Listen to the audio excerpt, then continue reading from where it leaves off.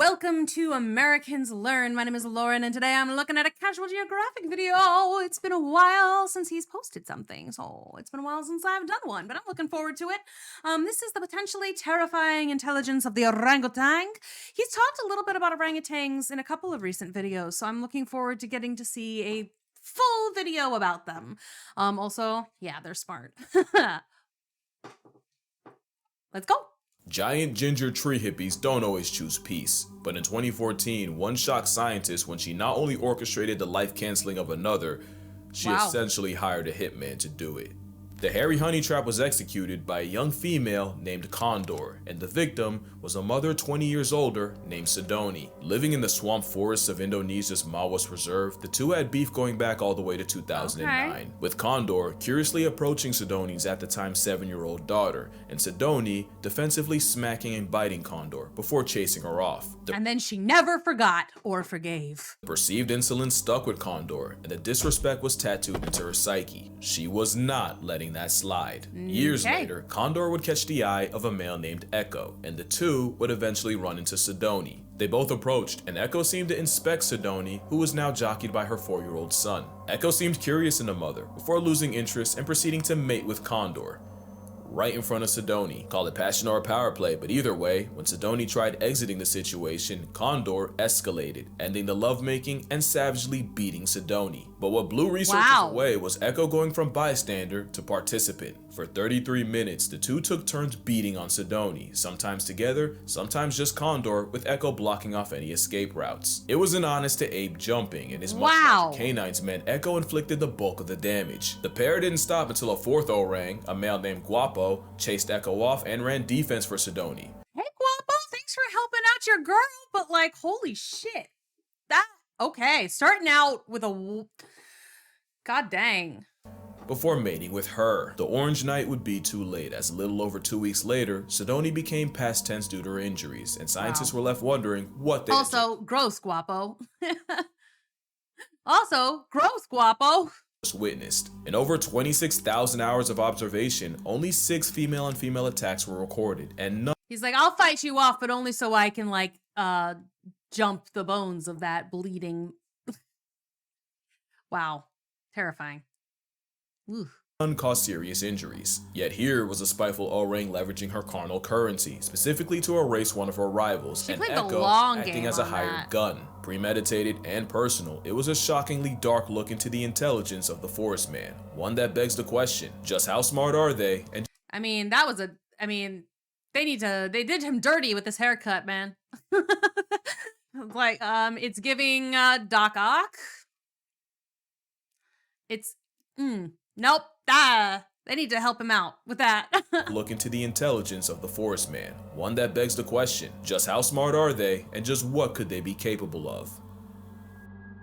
To say orangutans are intelligent is honestly disrespectful, because this tree-happy ginger ape is damn near human. That is an animal that can 100% speak. They just really don't want to deal with taxes, and that's only partially a joke. Their name, Orangutan, literally translates to man of the forest, because locals swore they were plus-size people that chose not to speak because they know then they'd have to get jobs. That's in 2014, a court in Argentina actually granted human rights to Sandra the orangutan after 20 years of captivity. There's a cute saying that goes, if you give a kid a screwdriver, it'll use it as a weapon. That's so cool.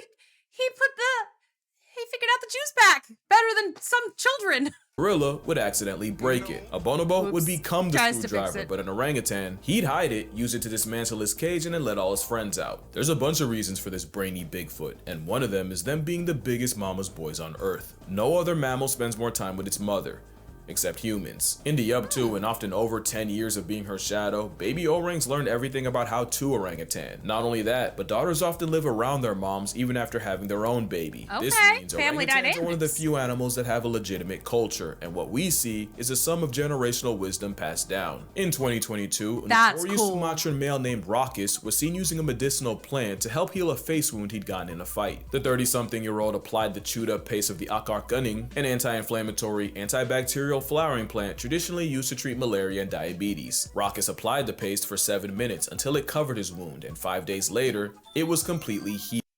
They do medicine?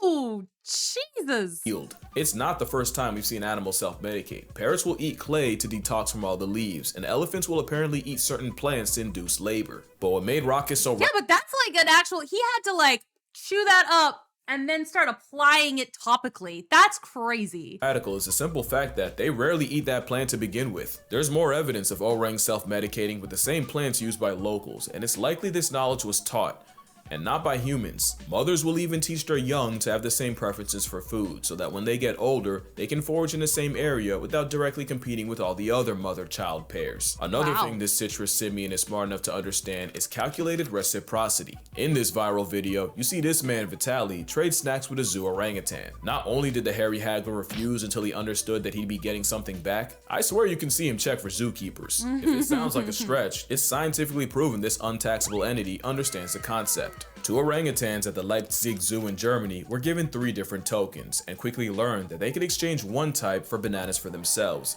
The second token type would earn bananas for the other orang, and the third type had no monetary value whatsoever. At first, the female, Doc, had no problem exchanging tokens to get the male, Bim, bananas. But Doc realized Bim wasn't really returning the favor, so she became a lot less generous. Good for her. Good for Doc.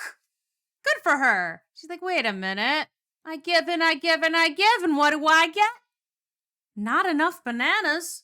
I don't know, I've got a banana. Maybe I'll go get a banana. I'm hungry. That gave Beam enough of an attitude adjustment to start trading his tokens more until their efforts became closer to equal. There's another story of a zoo orangutan taught to exchange any trash he found in his enclosure for a food reward. Except he then realized if he just returned the trash in pieces, that would just mean more food for him, which Oh, you can rip the thing up. Here we go. That's okay. Dang. Oh, that's fun. Cause like I've witnessed like, I mean, the other animals have figured out the exchange for whatever, you know, like there was like that dog who like saw people giving cash and getting treats. So he started bringing in leaves and giving them to the owners of the people at the cafe and getting dog treats out of it. So it's like, I mean, some animals have figured this one out, but like the reciprocity thing is pretty cool. And like making each other change their behavior to like get something out of it.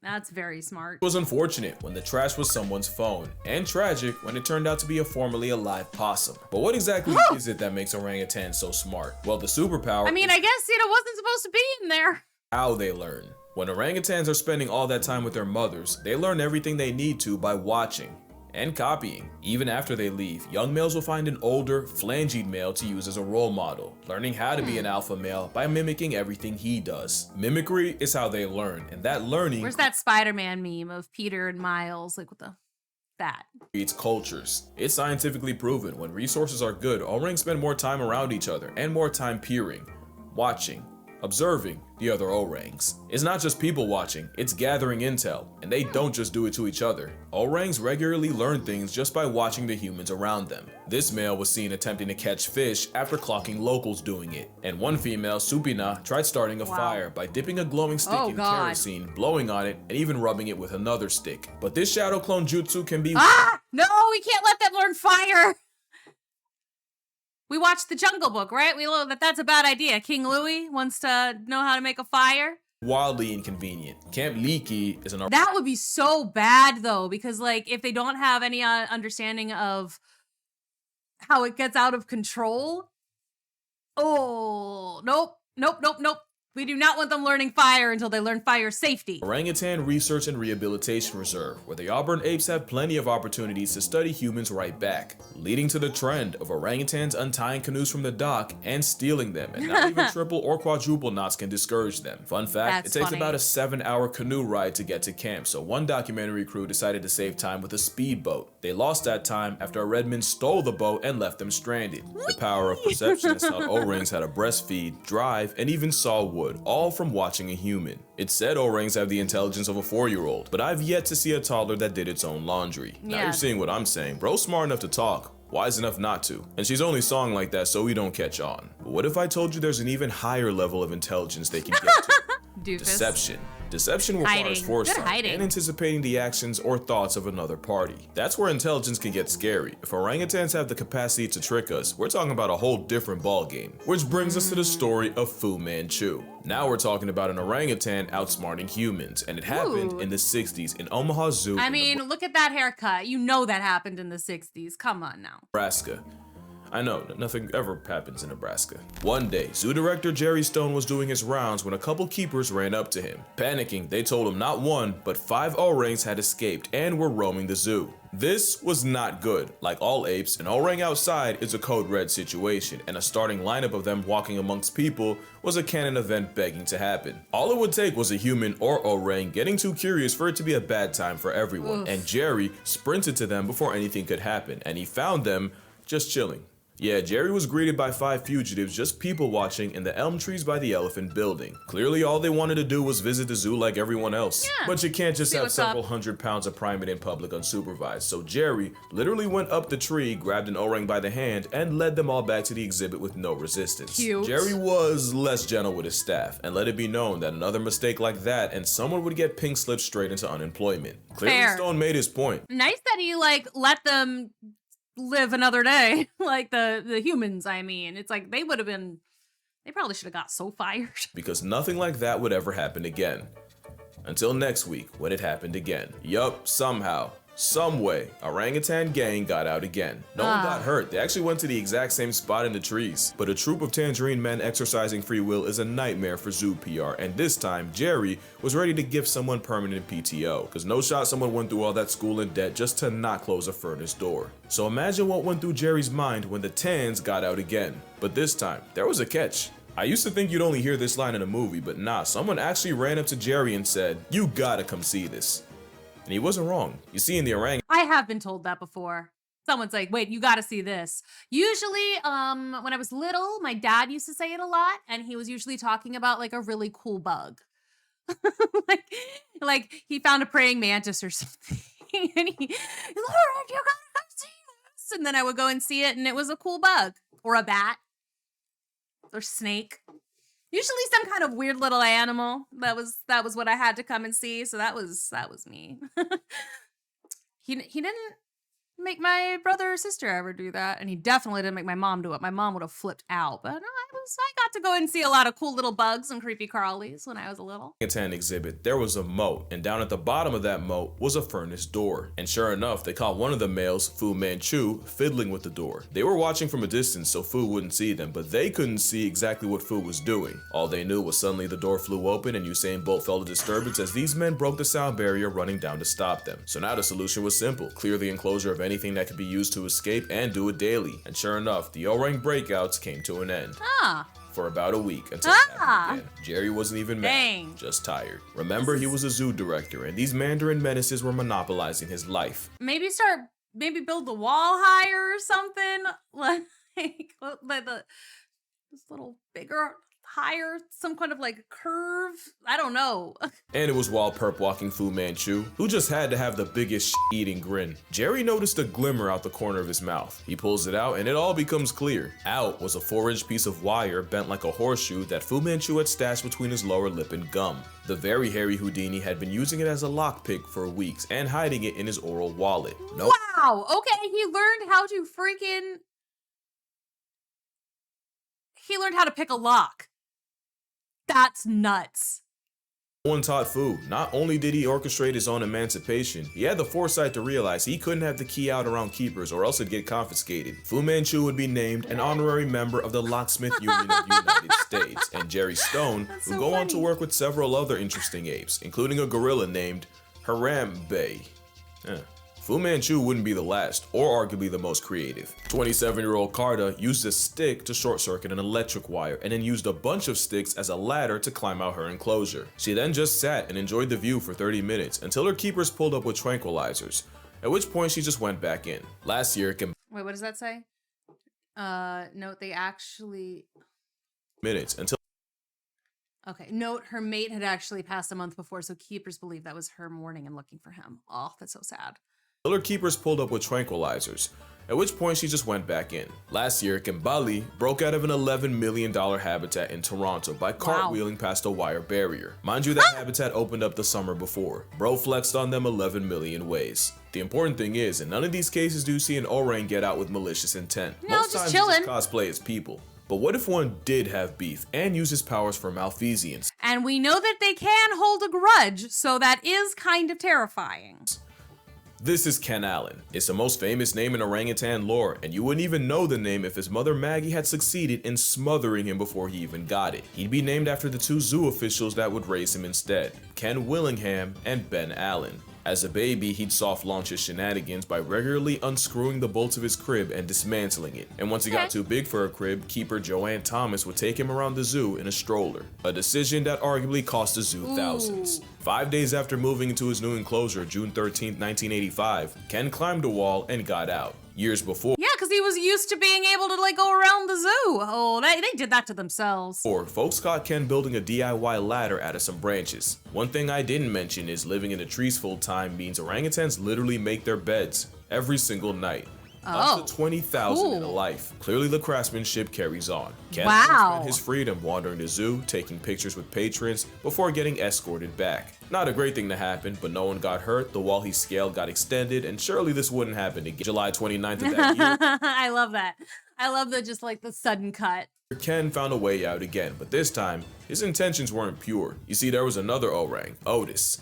Ken did not like Otis. Ken hated Otis not pictured out of respect to Ken. Otis. He hated him so much that they actually had to be separated because orangs might be an endangered species, but as long as they are roommates, Otis was an endangered individual. So when Ken escaped a second time, he went straight for Otis's corner and chucked rocks at him. That premeditated stoning put him in solitary confinement. But I'm sure Ken will tell you it was worth it. But the reason for the beef might have been jealousy. Otis was the breeding star of San Diego with nearly 10 kids and 3 wives. Ken hated him as a concept, so the zoo gave him 4.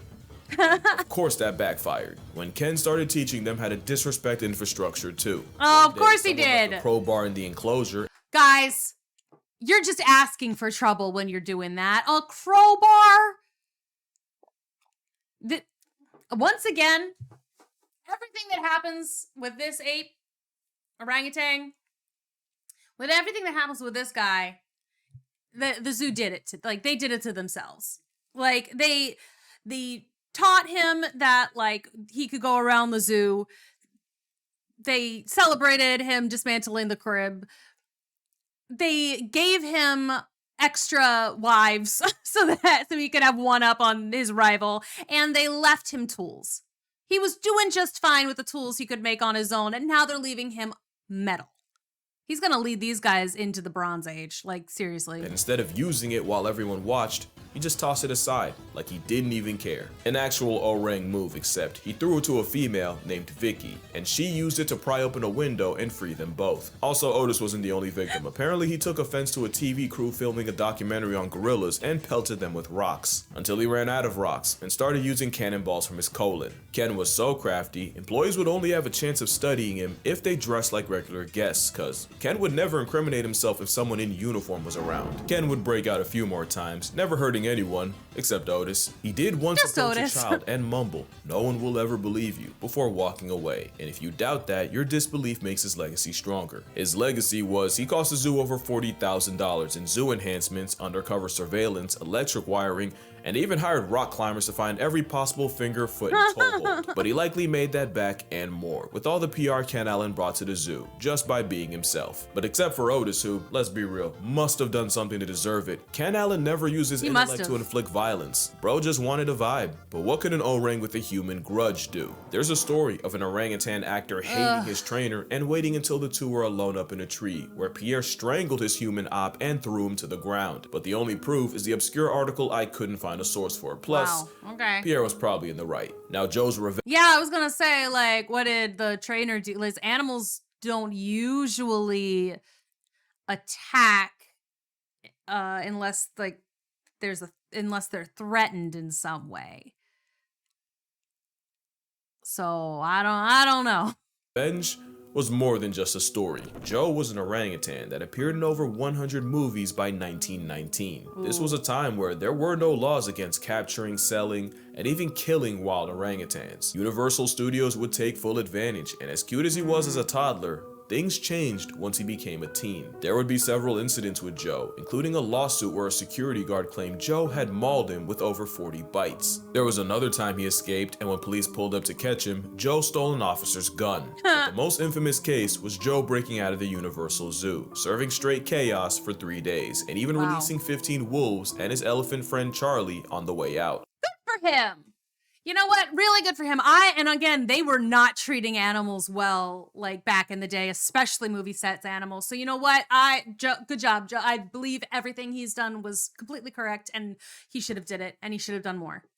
But Joe did seem to have a code. Not only did he never attack women or children, he'd often defend them. One scene had an actor pretend to spank a child, but because Joe don't play pretend with the little ones, the orang went O-line and leveled the guy. Another scene had Joe's character help rob a lady, but when good guy Joe saw the villain looming over her, Joe folded his clothes, with him in them. By 1924, Joe was retired from show business after being deemed too dangerous to work with.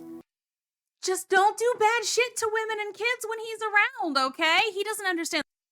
It's a few hours later. I had some technical difficulties, and I have not been keeping a great eye on how much space I have on my computer, and so everything just sort of stopped. Anyway, let's continue. We stand Joe. Joe did nothing wrong, is where we were at. Yeah, I ain't gonna lie, it's Team Joe over here. But there's an even darker side to orangutans. So dark that I'ma just drop this. Here's an ad while you consider your options. I mean, I will say, considering that, you know, the first one, where the darker side of orangutan, were like holding a grudge for 10 years and then basically sicking your new boy on him, and then somebody shows up, but even that guy who showed up to help that first orangutan then was like, well, while she's bleeding and helpless. Valdez is a primatologist and one of the leading experts on orangutans, and in the 70s, she arrived at Camp Liki in Tanjung Putin National Park, where she was immediately warned by native Indonesians that some male orangutans can find humans attractive and occasionally physically and forcefully act on it. She didn't believe it until a male walked into camp one day and violated a female cook, and even multiple people trying to wrestle him off couldn't stop the salacious onslaught. It's now advised that menstruating women either avoid orangs or walk around with a club. So as you can see, orangutans are capable of anything from petty theft and zoo escapes all the way to premeditated census layoffs. But honestly, they could and should be way worse. An orangutan has never been on record murking a man, and some have had very good reasons. Joe Martin had every good reason, and the fact that he died with no body says more about his kind. The strong mom bond means Joe's mom was almost certainly destroyed for him to be taken. Joe suffered all manners of neglect, including electrical burns from wires, eye damage from the constant stage lights. He was given cigars and alcohol which ruined his health, and he was even knocked out by former heavyweight James Jeffries. All without never boxing? Good God. Really interacting with another orang. Joe going through all that and never severely maiming someone is our entire relationship with orangs in a nutshell. We have done far more to them than for them, in worse ways than you think. I can't even say what this one went through. Just know her name is Pony and her story is not for the weak. Orangutans as a whole are a victim of oh my God. Humanity, and the worst part is what happens when they're gone. Once all the orangs in an area are gone, all the generational knowledge of how to live there dies with them. It's not just a species, it's an entire culture that goes extinct with no way of bringing it back. So what can you on your phone, computer, or TV do? One is obviously support an organization that helps with research and rehabilitation, which is why I'll be donating to Orangutan Foundation International, founded by Galdekis herself. Link down below if you'd like to as well. Also, never support a place that uses orangutans as tourist traps. Any place that lets you pay to play with an orangutan is a huge red flag. But probably the best way is to avoid palm oil. Palm oil is the leading cause of their extinction, and it's in 50% of household products in the West. It's a commitment, but it's looking like we either give up the oil or negotiate the red ape's existence. The choice is yours. Just know the orangutans would probably do the same for us. But yeah, that's gonna do it for this video. But first, I wanna thank y'all. If you remember my elephant sanctuary video, then you know that the park actually flooded a month after I visited. A flood that cost 2 rescued elephants elephants their lives. But you guys came through with the donations, and Miss Leck was so grateful, they actually made a cake with my name and gave it to the elephants. And seeing my favorite animals eating out of my namesake cake would have been impossible without you guys, so thank you all. Hopefully one day I can do the same for Camp Leaky, but until then, drink water, hug your mother. If an orangutan hits you, apologize, because you deserved it. And I'm gonna see y'all in the next one. Ugh. Giant. Wow. Okay. Well, because there's only like 2 minutes left of that when my recording stopped recording. I'm like, oh my god, we've like these videos every single time. I'm like, damn, humans suck. We're the effing worst. Oh well, I will. His video will be linked in mine, obviously, and then y'all can go and donate to the orangutan sanctuary. Perhaps. Seems like they need it. But thank you for watching. Sorry things got a little bit weird. Let me know what I should be looking at next. And I will see you all in the next video.